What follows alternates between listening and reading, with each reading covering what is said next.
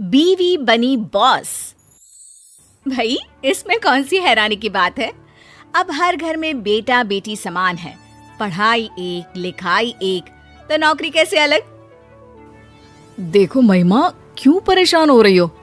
तुम्हारी तरक्की को लेकर मैं बहुत खुश हूँ। क्या हो गया? पैसा जो भी है एक ही घर में तो आना है, चाहे तुम्हारी सैलरी से आए या मेरी। क्यों?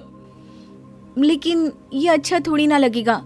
हम पति पत्नी हैं और मैं तुम्हारी बॉस बन जाऊं? नहीं, मैं कहीं और नौकरी देख लेती हूँ। नीरज महिमा को समझाता है। देखो, आज के जमाने में इस तरह की बातें अच्छी नहीं लगती। हो सकता है कंपनी को मुझसे ज्यादा काबिलियत तुम्हें दिखी, तो बुरा क्या है? आखिर हो तो तुम भी मेरी ही पसंद ना। फिर क्या, महिमा मान जाती है और जॉब नहीं छोड़ती। लेकिन क्या जैसा दिख रहा है वैसा होता भी है? आइए देखिए। मुझे ऐसा लगता है कि कंपनी का ये गलत फैसला है, इससे कंपनी को नुकसान होगा। हाँ, मुझे भी नीरज की बात सही लग रही है सर। हम लोगों को ये कदम नहीं उठाना चाहिए, नहीं तो कंपनी को भारी नुकसान होगा। ठीक है, तो मैं इस पेपर पर साइन नहीं करता हूँ। रुकिए सर, ये तो सरासर गलत है कि आप डर के मारे किसी नए काम में हाथ ही ना डालें। वैसे भी सर, अगर हम इस कंपनी के साथ जाते हैं तो खोने के लिए हमारी कंपनी के पास कुछ भी नहीं है, लेकिन पाने के लिए क्या है ये शायद नीरज जी नहीं जानते। हाँ, बिल्कुल सही कहा महिमा। मुझे गर्व है महिमा पर, उसके डिसीजंस हमेशा शानदार होते हैं। तभी तो बेटा मैंने आपको आपके डिपार्टमेंट का हेड बनाया है। नीरज और राकेश, सीखना चाहिए तुम्हें महिमा से कुछ। बॉस उठकर चले जाते हैं। आप दोनों मिलकर कंपनी के डीलिंग पेपर तैयार कर लीजिए और सर से साइन करवाने से पहले मुझसे चेक करवा लीजिएगा, ठीक है? महिमा पूरे रौब के साथ ऑफिस में पति को ऑर्डर देती है और वहां से चली जाती है। नीरज को काफी शर्म सी महसूस होती है।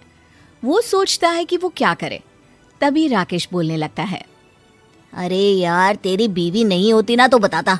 समझती क्या है खुद को, नई नई बॉस बनी है तो ऐंठ रही है। हाँ, पता नहीं क्या हो गया। कल रात तक तो बोल रही थी कि तुम्हारी बॉस बनने से अच्छा है कि नौकरी छोड़ दूं, और आज? दोनों बात कर रहे थे कि चपरासी आ जाता है। भाई मुश्किल है, बीवी को बॉस देखना। अरे औरत तो रात को घर में खाना बनाकर पति का इंतजार करती ही अच्छी लगती है, फिर क्या घर पर भी गुलामी और ऑफिस में भी। राकेश और चपरासी तो चले जाते हैं। खड़ा रह जाता है तो नीरज। बात तो सच है, ये क्या बात हुई? आज ही महिमा से बात करनी होगी। शाम को दोनों घर जाते हैं। घर पर उन्हें दिखते हैं महिमा के माता पिता। अरे मम्मी पापा, आप दोनों कैसे आना हुआ? अरे हमने कहा बेटी और दामाद के घर जाकर रह ले थोड़ा। अब कोई ये तो कहने वाला नहीं होगा ना कि दामाद का खा रहे हैं। अरे हम तो शान से बोल सकते हैं कि हमारा दामाद भी हमारी बेटी का। गरिमा माँ को बीच में ही रोक देती है। माँ, मैं भले ही नीरज की सीनियर हूँ, लेकिन फैसला कंपनी में और घर में दोनों जगह ही नीरज का ही चलता है। नीरज महिमा की तरफ हैरानी से देखता है। उसे दिन की वो बात याद आती है, लेकिन क्या करे, सास ससुर जो सामने खड़े थे। अगली सुबह। अरे दामाद जी, जरा आप भी हाथ पांव चला लिया करो। बच्ची है, सुबह से लगी है, काम तो आपसे ज्यादा ही करती है, कमाती भी अच्छा है ना। माँ, मुझे काम करना नहीं आता और महिमा मुझे काम करने भी नहीं देती। भाई महिमा की माँ, सीखो महिमा से। पति कम कमाता है फिर भी काम करना नहीं देती। एक तुम हो, सारा दिन घर पर पड़ी रहती हो, लेकिन फिर भी मैं घर का सारा काम करता हूँ। दोनों मियाँ बीवी ऑफिस पहुंच जाते हैं। थोड़ी देर काम करने के बाद नीरज को महिमा कैबिन में बुलाती है। कैबिन में कोई नहीं होता। यस माय डार्लिंग, क्या बात है? मन नहीं लग रहा है क्या पति के बिना? महिमा को गुस्सा आ जाता है। वो एक फाइल उठाकर नीरज के सामने टेबल पर फेंक देती है। क्या है नीरज, हर वक्त मजाक अच्छा नहीं लगता। मैंने कल कहा था ना कि फाइल चेक करवा लेना। अब बताओ कौन लेगा जिम्मेदारी? अरे कैसी बात कर रही हो? फाइल तो मैंने खुद तैयार की थी और मेरी फाइल तुम देखो। देखो ये सही नहीं है, फाइल में कमी हो ही नहीं सकती। अच्छा, तो फिर गलती कैसे हो गई? माना मैं तुम्हारी वाइफ हूँ घर पर, लेकिन यहाँ नहीं। यहाँ हम काम करने आते हैं और हमारा मकसद सिर्फ कंपनी का फायदा है, समझे? अरे तो मैंने कब कंपनी का नुकसान कर दिया? मैं सिर्फ ये बोल रहा हूँ कि फाइल मैंने बनाई थी और मैंने। महिमा को लगता है कि नीरज के आत्मसम्मान को ठेस लग रही है। वो चुप हो जाती है। दोनों रात में घर आते हैं, जहाँ महिमा की माँ उसे चाय और पानी देती है। नीरज, ये लो चाय। तुम्हारी कहाँ है? वो उसी की है जो तुम्हारे हाथ में है। तुम्हारे लिए तो मैंने बनाई नहीं है, नहीं चाय। क्यों माँ? नीरज के लिए क्यों चाय नहीं है? अरे बेटा, दूध कम था, 1 कप लायक ही दूध था, तो क्या करती बोलो?